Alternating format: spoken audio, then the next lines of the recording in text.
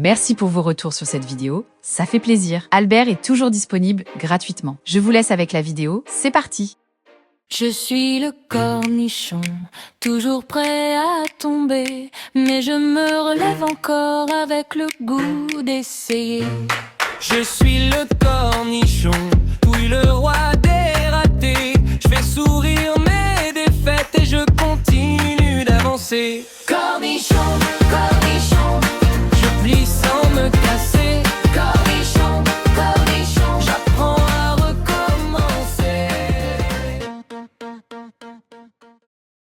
Peter Winston, retiens ce nom parce qu'il va te hanter. On est le 26 janvier 1978, quelque part entre New York et le New Jersey. Un gamin de 19 ans, un génie, qu'on comparait à Bobby Fischer, quitte l'appartement de sa sœur. Il fait un froid glacial. Une violente tempête de neige s'apprête à paralyser toute la côte est des États-Unis. Il sort sans papier, sans argent, sans rien. Et il s'évapore, littéralement. Plus de 45 ans plus tard, personne ne sait où est Peter Winston. Aucun corps, aucune trace, aucune enquête officielle de la police de New York, rien. Et c'est peut-être pour ça que cette histoire est l'une des terrifiantes du monde des échecs. Ici, on parle d'un prodige broyé par son propre cerveau, d'un type qui a disparu dans la nature et d'un mystère qui n'a jamais été résolu. Alors installe-toi bien, on va remonter le fil d'une vie qui a commencé comme un conte de fées et qui s'est terminé comme une légende urbaine. Pour comprendre comment un gamin pareil a pu se volatiliser, il faut d'abord mesurer à quel point Peter Winston était exceptionnel. Imagine un môme de 18 mois qui apprend l'alphabet tout seul en regardant les tranches de l'Encyclopédie Britannica. Avant ses 2 ans, il lit les volumes. À 3 ans, il maîtrise les fractions. À 5 ans, il est capable de te dire quel jour de la semaine tombera ton anniversaire dans 10 ans, juste avec le calendrier qu'il a dans sa tête. Il se lève en classe et fait un exposé détaillé sur l'assassinat de Kennedy, assemblé tout seul à partir des coupures de journaux et de la télé. Et à 6 ans, il débat de l'existence de Dieu avec un camarade, Richard Brody, le futur critique du New Yorker, en laissant les profs sidérés. Bon, on est d'accord, c'est pas un enfant comme les autres. Et le pire, c'est que ce n'est que le début. Les parents de Peter, Leonard et Florence Winston, sont tous les deux profs à Columbia University. Ils habitent un appartement subventionné sur Riverside Drive,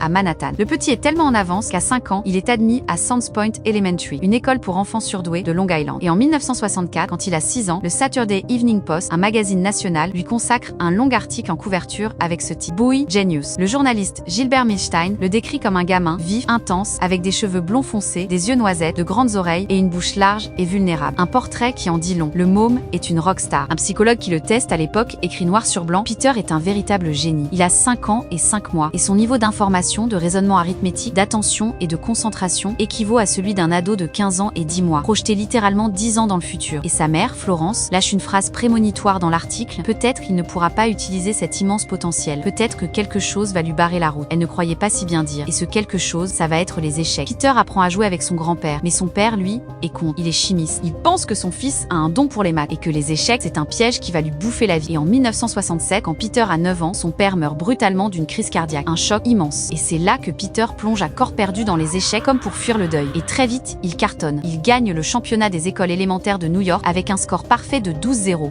Il le regagne l'année suivante. À 11 ans, il remporte la section Open du championnat des lycées de New York. Puis en 1972, à 14 ans, il devient maître national. Il n'est qu'à 10 mois du record de précocité de Fischer. Et en juillet 1972, il se retrouve face à Walter Braun, un grand maître 6 fois champion des États-Unis, considéré comme le meilleur joueur américain après Fischer. Et là, Peter le pulvérise. Il fait exploser sa position d'une manière qui n'arrive jamais à un joueur de ce calibre, écrit Chess Life. Cette partie devient une légende. On la surnomme The Game. Peter Winston a 14 ans et tout le monde pense qu'il sera le prochain Bobby Fischer. Mais tu vas voir. 1974, c'est l'apogée. Peter partage le titre de champion junior des États-Unis avec un certain Larry Christiansen. Il rate de peu le titre mondial junior à Manille. Puis il retourne à New York. Il a 17 ans et c'est là que tout déraille. Tu te souviens du père de Peter qui ne voulait pas qu'il joue aux échecs? Il faut croire qu'il avait vu juste. Parce que l'écosystème des clubs d'échecs new-yorkais à cette époque, c'est une jungle. On y croise des génies, des marginaux et des types cassés par la vie. Et Peter, l'enfant prodige un peu décalé, qui n'a jamais vraiment eu d'enfance normale, va s'y perdre complètement. Et c'est là que les premières fissures apparaissent. Peter dit stop. Il balance à un journaliste qu'il en a marre de la routine quotidienne, des cours chiants et de toute cette merde. Il plaque le lycée. Il commence à prendre du LSD, des bad trips violents. Sa mère ne sait plus quoi faire de lui. Mais Peter n'est pas du genre à rester sans rien faire. Il devient l'un des cofondateurs d'une école alternative expérimentale, la Elizabeth Cleaner Street School. Le concept: pas de prof classique, pas de programme imposé. Les gamins gèrent tout, choisissent les cours, embauchent les enseignants. Pendant 1 an, ça marche. Il y a même un bouquin qui sort, Starting Your Own High School, où Peter est cité. Mais l'utopie s'effondre. Son prof référent s'en va, Peter arrête d'y aller et le projet capote. Alors il tente Franconia College, une fac alternative dans le New Hampshire. Et c'est là que son cerveau le lâche pour de bon. Au début de 1976, il fait une crise psychotique. Il est hospitalisé d'urgence. Les médecins le diagnostiquent schizophrène et lui prescrivent de la thorazine, un neuroleptique lourd. Puis il change d'avis. Ce serait un trouble bipolaire. Un de ses amis, Mike Polowan, l'appelle à l'hôpital. Peter lui dit que tout va bien, que les médecins en font trop. Mais Polowan sent que rien ne va. Un autre ami, son ancien prof, David Nassau, lui rend visite au New York Psychiatric Institute. Il témoignera plus tard, il était dans une pièce capitonnée. Je l'ai à peine reconnu. Il était presque catatonique. C'est là que le mystère commence vraiment à s'épaissir. Parce qu'en parallèle des diagnostics psy, des rumeurs circulent dans le petit monde des échecs new-yorkais. Parle de drogue, de dépendance aux drogues dures. Bill Goichberg, un arbitre qui a côtoyé Peter à cette époque, raconte que lors d'un tournoi, Peter avait le visage bouffi par les effets de la toxicomanie ou de son traitement. Il dit aussi que Peter séjournait dans un centre de désintoxication, drogue ou médicaments, parce que les neuroleptiques qu'on lui administrait ont aussi des effets secondaires massifs. Et il y a un truc que j'ai lu dans les forums d'anciens joueurs. Peter aurait été aperçu achetant des beignets chez Adam's Donuts à Greenfield, Massachusetts, des années après sa disparition. Une rumeur sans preuve, comme toutes les autres. Mais à ce stade, le cerveau de Peter est un champ de bataille entre son génie, sa maladie et peut-être des substances qui lui dévorent l'esprit. Et maintenant, on arrive au moment qui fait froid dans le dos. Fin 1977, Peter participe à un tournoi au Hunter College High School de New York. Il est l'un des joueurs les mieux classés. Et ce jour-là, il perd ses 9 par un 0 sur 9 total. Pour un maître de son niveau, c'est statistiquement quasi impossible. Padello, le créateur du système de classement qui porte son nom, refuse de prendre en compte le tournoi, car il est persuadé que les parties ont été arrangées. Le problème, c'est que Peter n'est pas accusé d'avoir triché pour gagner, mais d'avoir perdu volontairement. Et ça, c'est un détail qui rend l'affaire encore plus glauque. Un autre joueur raconte même que Peter l'aurait accusé d'avoir proposé de faire coucher sa copine avec lui pour qu'il truque le résultat. Peter, fidèle à son talent, a réfuté toutes les analyses préparées, mais il a quand même perdu. Son esprit et son jeu partent en lambeaux. Et puis, arrive ce jour de janvier 1978. Peter vit dans un appartement infesté de cafards sur Bleecker Street, à Manhattan. Il partage le logement avec un colocataire muté. Il ne dort plus, il ne se lave, il ne prend plus ses médicaments. Il appelle un de ses meilleurs amis, Charles Ertan, un étudiant de 17 ans qui vit alors dans le New Jersey, et il lui demande de venir le voir d'urgence. Ertan rapplique à New York une semaine plus tard. Il trouve Peter dans un état lamentable. Il parle vite, de manière incohérente, il est en plein épisode maniaque. Peter insiste pour aller aux courses de chevaux au Meadowlands,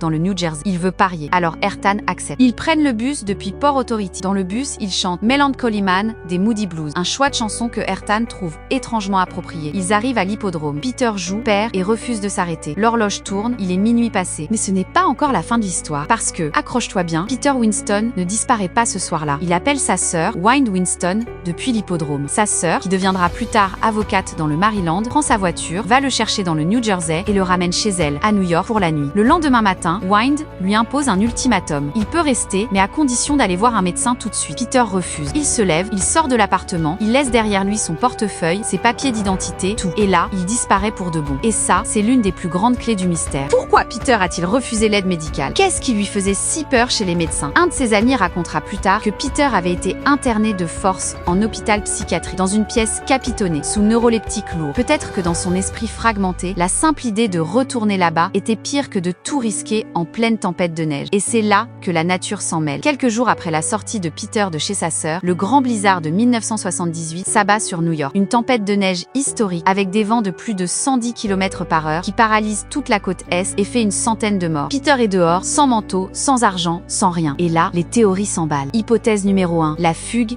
et la nouvelle vie. C'est la plus optimiste. Peter aurait tout plaqué volontairement. Il était suffisamment intelligent pour refaire sa vie sous une nouvelle identité. Et il y a cette rumeur folle qui refait surface en 1995 au plus grand tournoi Open américain. Un joueur d'échecs bien connu pour ses propres troubles mentaux, Bruce Coppett, se balade dans la salle du tournoi en clamant que Peter Winston est vivant, qu'il est en prison en Caroline du Sud, qu'il purge une peine de 10 ans pour fraude informatique. Oui, de la fraude informatique. En prison, dans le sud des États-Unis. Une rumeur qui n'a jamais été confirmée, mais qui n'a jamais été démentie non, parce que, contrairement à Ethan Patz, cet enfant disparu la même année et dont tout le monde a entendu parler, le cas de Peter Winston n'a jamais fait l'objet d'une seule enquête officielle. L'unité des personnes disparues du NYPD n'a aucun dossier à son nom, aucun avis de recherche, rien, un vide administratif. Hypothèse numéro 2, le suicide. C'est la plus répandue dans le milieu des échecs. Peter, en pleine dépression bipolaire, sans médicaments, aurait mis fin à ses jours d'une manière qui rendrait son corps introuvable. Certains évoquent les eaux glacées de l'Hudson River, d'autres une overdose massive de somnifères et d'alcool dans un endroit isolé. La réalité réalité, c'est que jamais aucun corps n'a été découvert pouvant correspondre au sien. Hypothèse numéro 3, la mort accidentelle. C'est celle que défend Charles Ertan, son ami, qui est depuis devenu psychothérapeute. Peter, en plein épisode maniaque, se serait perdu dans le blizzard. Il serait mort de froid, d'hypothermie, coincé dans une ruelle ou sous un pont. Et le corps n'aurait jamais été identifié. Dans le chaos d'une tempête de neige de cette ampleur, avec des centaines de victimes, un corps abandonné peut facilement passer inaperçu. Ertan déclarera plus tard « Je n'ai pas de réponse miracle au mystère Peter Winston, mais je peux fournir des informations plus précises sur sa vie et sa mort, ou ce qu'on suppose être. » Hypothèse numéro 4. L'acte criminel. En plein épisode maniaque, désorienté, sans défense, Peter aurait pu croiser la route de la mauvaise personne et être assassiné, son corps caché à jamais. Un scénario qui n'est étayé par aucune preuve, mais qui reste plausible dans l'atmosphère crépusculaire de cette histoire. Alors, qu'est-ce qui est vraiment arrivé à Peter Winston? La vérité, c'est que 45 ans plus tard, on ne sait rien. Et c'est peut-être ça, le plus bouleversant dans cette disparition. Ce n'est pas le mystère en lui-même, c'est l'indifférence qui l'entoure. Un gosse fait la couverture des journaux nationaux à 6 ans. 20 ans plus tard, quand il disparaît, le monde entier regarde ailleurs. Chess Life ne publie rien sur sa disparition. Le NYPD ne crée même pas de dossier. L'histoire de Peter Winston, ce n'est pas seulement celle d'un prodige qui a perdu la raison. C'est celle d'une société qui a laissé un enfant génial se consumer sous ses yeux et qui a collectivement haussé les épaules quand il s'est évaporé. Il y a quelques années, un journaliste a tenté de retrouver sa trace. Il a contacté Charles Erton. Il a contacté Richard Brody. Il a contacté les anciens joueurs. Personne n'a pu lui donner la moindre piste. Et il a conclu son enquête en posant une question glaçante. Une question qui, je crois, est le véritable cœur de cette vidéo. Il a dit « Peut-être que la question n'est pas de savoir où est Peter Winston aujourd'hui. Peut-être que la question est à quel moment a-t-on cessé de le chercher? À quel moment a-t-on décidé qu'il était trop tard, trop perdu, trop brisé pour mériter ne serait-ce qu'un avis de recherche? » Et ça, c'est une réponse que personne n'a envie d'entendre.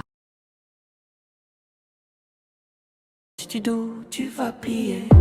Pique le chest, chuchote plus bas. Pique le chest, ils nous voient, je crois.